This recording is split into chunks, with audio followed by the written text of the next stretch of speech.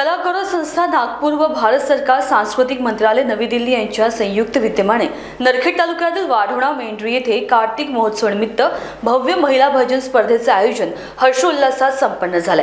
या स्पर्धेत आयोजन 14 नोव्हेंबर सकाळी 10 वाजता विठ्ठल रुक्मिणी मंदिर वाढोणा पिपळदळा रोड येथे पार पडले। या स्पर्धेमध्ये आसपासच्या गावातील महिला भजन मंडळींनी सहभाग घेतला होता। कलागौरव संस्था नागपूर यांच्यातर्फे या भव्य सोहळ्याचे आयोजन करण्यात आले होते।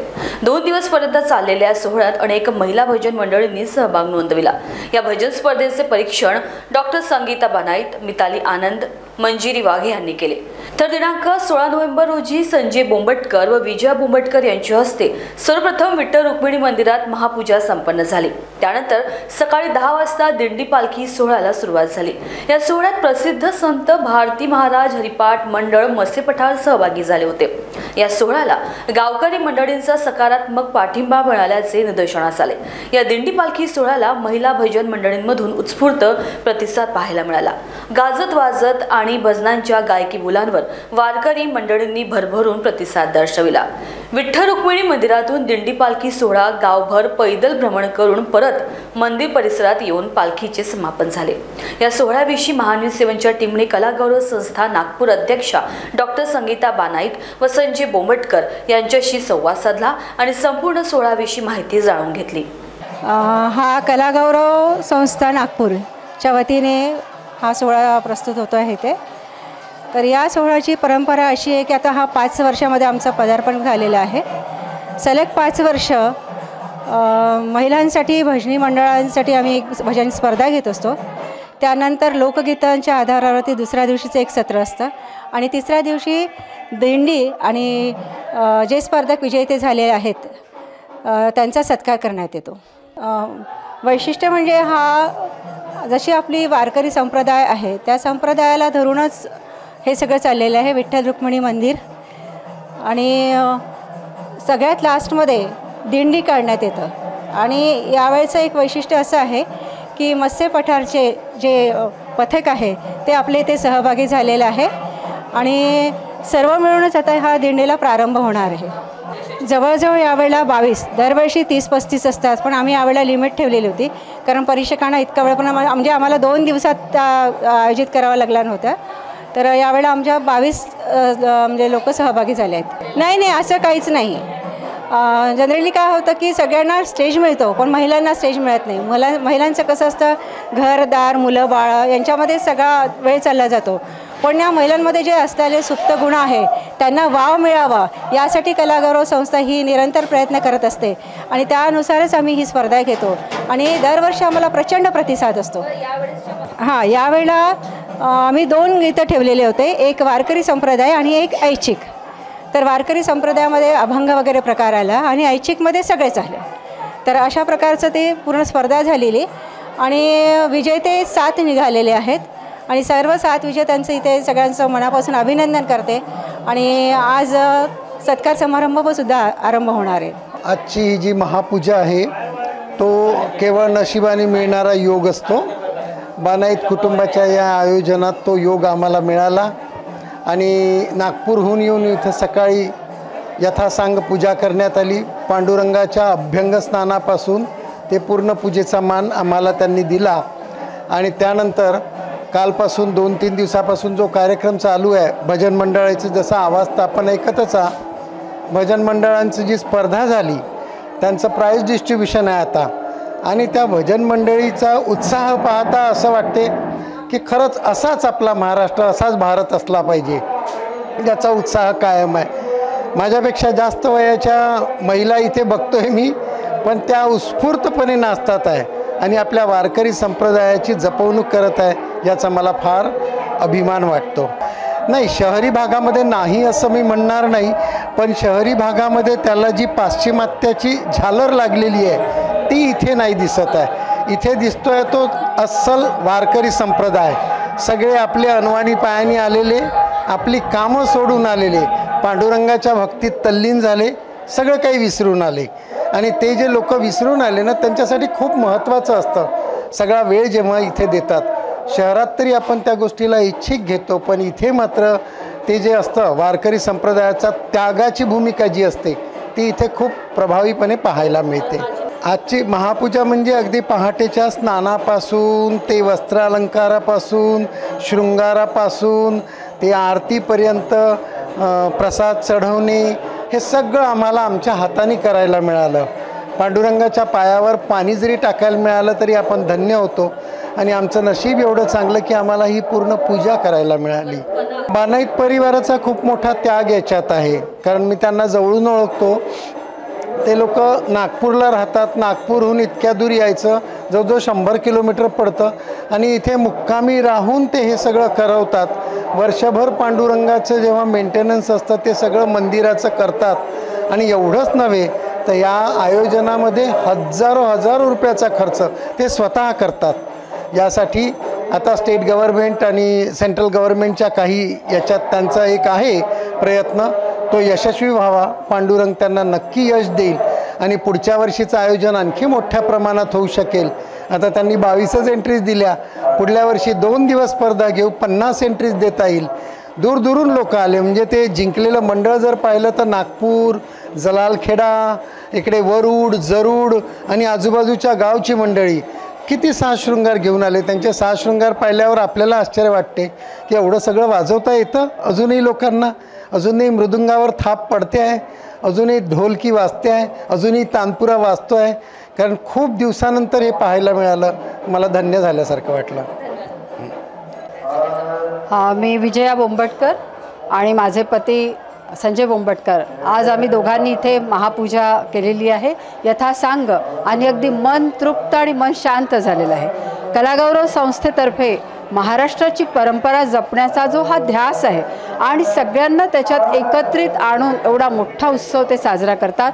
अगदी त्याचं जितकं करावं तेवढं कौतुक कमी आहे. आणि आज हा सोहळा पाहून आम्ही अगदी खरंच तृप्त झालो, धन्य झालो. भरपूर उत्साह आहे त्यांचा इथे पाहिल्यावर. तर असं वाटतं की या शेतकरी कामकरी महिला आहे ज्या कायम कामात गुंतून असतात, पण त्यांच्या ठिकाणी असणाऱ्या कला त्यांचा कलेचा गौरव करणं, त्यांच्या कलेला समाजासमोर आणणं हे काम ही कलागौरव संस्था करते. आणि ते इतक्या उत्साहाने याच्यात तल्लीन होऊन मग्न होऊन इतक्या आनंदाने सहभागी झालेले ते पाहून खरंच आश्चर्य वाटतं की या घरकाम करणाऱ्या शेतकाम करणाऱ्या महिलासुद्धा हे सगळं करू शकतात. म्हणजे महिलांमध्ये किती मोठं पोटेन्शियल आहे जे इथे समोर आणलं जातं आहे. छोटं रिंगण जे आहे, जे आपण मला असं पंढरपूरच्या वारीला असतं त्याचं छोटं रिंगण ते इथे पाहायला मिळणार आहे. आणखी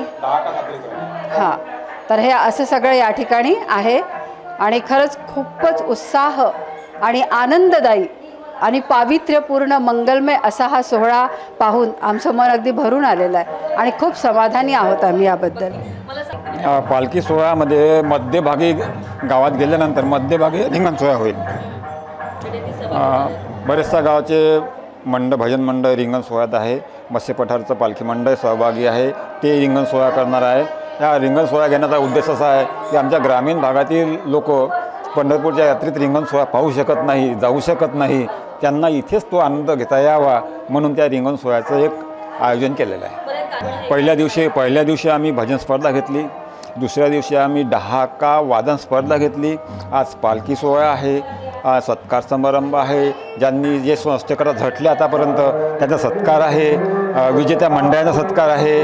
असा एक बहुविध कार्यक्रम आज आहे.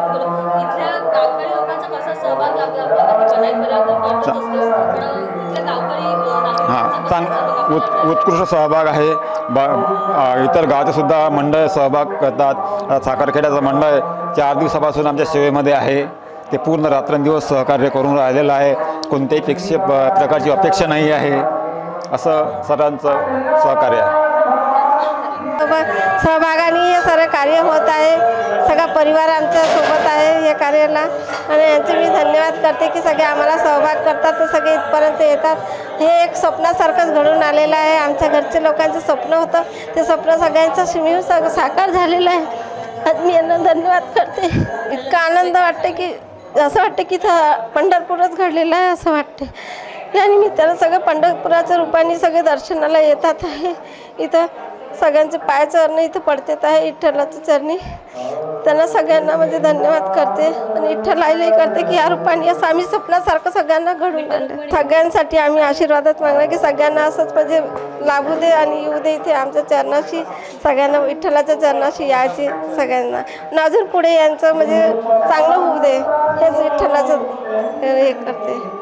16 नोव्हेंबर रोजी दुपारी 12:30 वाजता सत्कार समारंभ बक्षीस वितरणाच्या कार्यक्रमाचे आयोजन करण्यात आले होते. शेतात मोठे पेंडॉल सजवून सर्व वारकरी व गावकरी, महिला भजन मंडळ व नातेवाईकांसाठी बसण्याची उत्तम व्यवस्था करण्यात आली होती.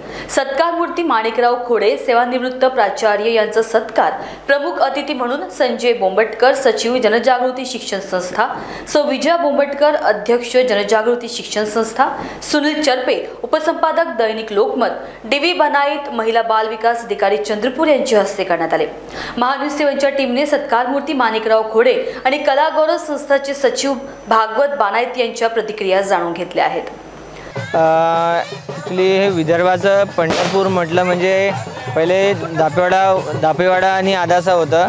कारण की लोक जे पंढरपूरला जाऊ नाही शकत, ज्यांची इच्छा आहे जे पंढरपूरला जाऊ नाही शकत पण त्यांची आत्मशक्ती आहे, तर त्यांना हे आम्ही छोटंसं म्हणजे असं आमचे मोठे वडील जे होते त्यांच्या स्वप्नात विठ्ठल रुक्मिणी येत होते. त्यांनी असं सांगितलं की तुमच्याच गावात विठ्ठल आहे. त्यामुळे त्यांच्या पुरस्काराने हे त्यांच्या निवेदनाने कसं ते स्मृतिप्रित्यर्थ हे मंदिर बांधण्यात आलं. आमचे वडील सुदाम बनाईत त्यांच्या प्रयत्नाने आणि भागवतराव बनाईत आणि प्रभाकरराव बनाईत अशा सगळ्यांनी मिळून म्हणजे सगळं हे करून त्यांचं स्वप्न साकारण्याचा प्रयत्न केला की जे मोठ्या वडिलांना जे स्वप्नेच होतं की विठ्ठल रुक्मिणी आहे आणि त्यांना म्हणजे पंढरपूरला जायची इच्छा होती पण ते शेवटी त्यांची इच्छा पूर्ण नाही झाली. त्यामुळे ते आम्ही त्याचा म्हणजे इच्छा पूर्ण करण्याचा प्रयत्न केला. आणि जे लोकांची इच्छा राहते की मला वारीला जायचं आहे, मला रिंगण करायचं आहे, मला हे करायचं, पण ते इच्छा पूर्ण होत नाही. तर हे इच्छा आहे ते आपल्या छोटंसं गाव आहे वाढोणा मेंढला, म्हणजे नरखेड तालुक्यामध्ये आहे, काटोल जिल्ह्यामध्ये वाढोणा मेंढला हे जे गाव आहे छोटंसं गाव आहे, म्हणजे 1000 लोक असलेलं गाव आहे. पण या मंदिरामुळे सगळं आजूबाजूच्या गावात विख्यात झालेलं आहे आणि सगळे आजूबाजूचे गावकरी आहे ते याच्यात म्हणजे हे होत आहे सामील होऊन राहिले. त्याच्यामुळे सगळ्यांना त्याचा आनंद घेता येत आहे आणि त्याचा हा आनंद द्विगुणित होऊन राहिला की कारण की विठ्ठल रुक्मिणीचं दर्शन पण होत आहे, त्याच्यानंतर शिवशंकराचं दर्शन होत आहे, गणेशजीचं दर्शन होत आहे, या सगळ्या देवांचं दर्शन एका ठिकाणी होतं. त्यामुळे सगळ्यांना त्या गोष्टीचा खूप आनंद आहे आणि गावकऱ्यांना खूप आनंद होत आहे. आणि जवळपासचे सगळे कमीत कमी 20 ते 25 गावचे लोक याच्यामध्ये सहभागी होऊन राहिलेले आहे. आणि यावेळेसचा जो सोहळा आहे खूप वेगळा आहे. त्यामुळे इथे मसे पठारचे पथक आलेले आहे आणि त्याच्यानंतर मसे पठारचे पथक आले. त्याच्यानंतर 22 भजन मंडळ इथे आलेले आहे, 22 गावाचे भजन मंडळ आलेले आहे आणि सगळे प्रख्यात भजन मंडळ आहे.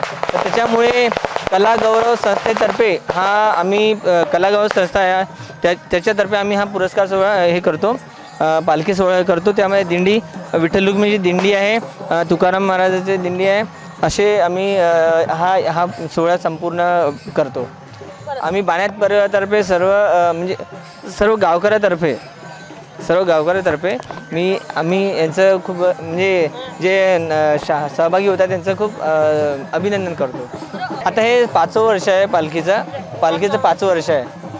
तरी आम्ही असा विचार करताय, आता गावकरी असं विचारत आहे की याचा म्हणजे सर्वांना सहभाग आला पाहिजे आणि सर्वांना आनंद घेता आला पाहिजे. आमचा इच्छा हेच आहे की गावाच्या लोकात धार्मिक भावना, धार्मिक उत्सव, एकी हे निर्माण होण्याकरता आम्ही हा महोत्सव साजरा करतो. सर्व सद्भावानं एका जागी येऊन आणि परमेश्वराची भक्ती करून एकोप्यानं राहून असाच एकोपा अखंड चालत राहावं ह्या उद्देशानं आम्ही अखंड हा सोहळा नेहमीच चालू करत असतो दरवर्षी. मी माणिक भीमरावजी खोडे, कलागौरव संस्था वाढोणा नागपूर इथे माझा आज सर्व विद्यार्थ्यातर्फे व विठ्ठल रुक्मिणी देवस्थान यांच्यातर्फे सत्कार करण्यात आला. मी या गावात 15 वर्ष जवळपास सेवा दिली आणि त्यावेळेसची अत्यंत हालाकीच्या स्थितीतसुद्धा विद्यार्थी माझ्या हातून घडले त्याबद्दल विद्यार्थ्यांनी जो आज इथे माझा सत्कार केला त्याबद्दल मी या सर्वांचा ऋणी राहील. कृषी रत्न पुरस्कृत श्री सुनीलजी चरपे सर यांनी कृषी क्षेत्रात एवढं उल्लेखनीय कार्य केलं. असे विद्यार्थी हातात घडल्यानंतर जे काही शिक्षकाला पाहिजे आहे ते सगळं मिळालं अशा प्रकारची भावना माझ्या मनामध्ये निर्माण होत आहे. हा सोहळा अत्यंत विलोभनीय आहे. या सोहळ्यामध्ये पालखी सोहळा विशेषतः गावामधून निघताना मी पाहिलं तर त्यामध्ये अत्यंत आकर्षकता आणि धार्मिकता जी आहे आजकालच्या पिढीमध्ये कमी जे दिसायला लागतं ते या ग्रामीणमध्ये या रुजवण्याचा प्रयत्न या कलागौरव संस्थेतर्फे होत आहे. ही फार प्रशंसनीय बाब आहे. माझा विद्यार्थी भागवत जो आहे बानाईत, जो संस्थेचा सचिव आहे कलागौरव, हा एवढ्या मोठ्या कार्यक्रमाचं इथे आयोजन करतो हे माझ्यासाठी एक खूप मोठी अभिमानाची बाब आहे. सामाजिक कार्यात पुढे त्याला आणखी यश मिळो अशा प्रकारची सदिच्छा यावेळेस व्यक्त करतो. कलागौरव संस्थे सचिव भागवत बानाईत खोडे सरांनी मला शिकवलेलं आहे. आज सर म्हणतात की भागवत बानाईतनी हे सगळं केलेलं आहे किंवा हा जो संस्थेचा विकास झालेला आहे हा माझ्यामुळे नाही, याचे सर्व श्रेय खोडे सरांना जाते. त्यांनी जर मला घडवलं नसतं तर आज हे इथे काहीच नसतं. माझं नागपुरात नाव नसतं, संस्था एवढी मोठी नसती. आज दक्षिण नागपुरामध्ये बानाईत सर क्लास घेते, गणिताचा क्लास घेते, मग मी तिथे क्लास लावेल.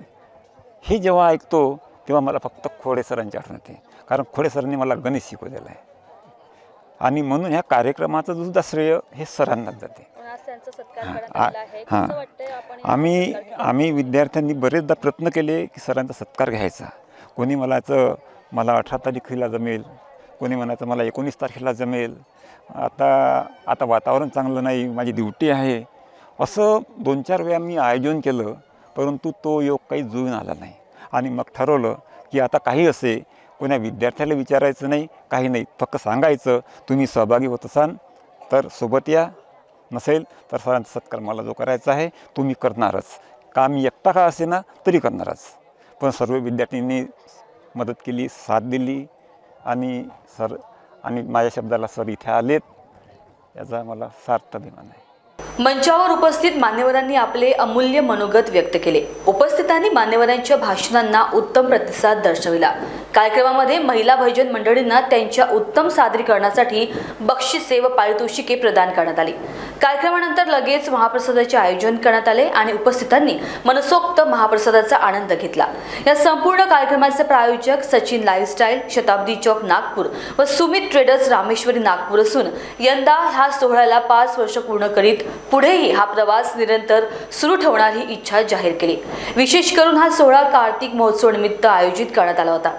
या सोहळ्याला पूर्णत्वास घेऊन जाण्यासाठी बानाईत परिवाराचे मोठे योगदान आहे. तसेच मंदिर समितीचे सर्व कार्यकारी मंडळ यांनी मोलाचे सहकार्य केले.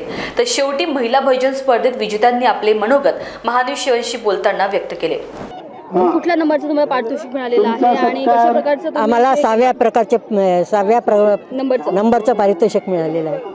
कशा प्रकारची तयारी केली होती पारितोषिक तुम्हाला मिळालं तर? आम्ही काय 3 दिवसाची तयारी केली. आधी आमचं भजन मंडळ आहे तिथे, पण तयारी 3 दिवसाचीच होती. हे आमचे तबलजी आणि मी पेटी वाजवते, स्वतः हार्मोनियम वाजवते. तर केली 3 दिवसात तयारी. मागच्या वर्षी आलो होतो आम्ही, पण मागच्या वर्षी आम्हाला मिळालं नाही बक्षीस, यावर्षी मिळालं. हो, 6वं बक्षीस मिळालं. आमचं मंडळाचं नाव वंदनीय राष्ट्रसंत तुकडोजी महाराज महिला पुरुष भजन मंडळ महाजनपूर. आम्ही वारकरी अभंग गायला आणि एक गवळण गायला. कुठल्या नंबरचं पारितोषिक आपल्याला मिळालं? 4थ्या नंबरचं. कशा प्रकारची तयारी आपण केली होती? कशा प्रकारची तयारी केली होती? सहभागी होण्यापूर्वी काहीच नाही तयारी केली, डायरेक्टच. समाधानी आहात? हो, आम्ही नेहमीच भजन चालते आमचं गावात. हप्त्यातून 4 वेळा, आषाढी, कार्तिकी, एकादशी दर नेहमी चालूच आहे. बाहेर गावाला जातो. तयारी या स्पर्धेची तयारी काहीच नाही केली. ठीक आहे. बस तिथं आलो डायरेक्ट भजन. चंद्र माणिकराव महाजन, मुक्काम साखरखेडा, तालुका नळखेड, जिल्हा नागपूर. आम्ही गुरुदेव महिला भजन मंडळ आमचं दुसऱ्या क्रमांकाचं बक्षीस मिळालं आम्हाला.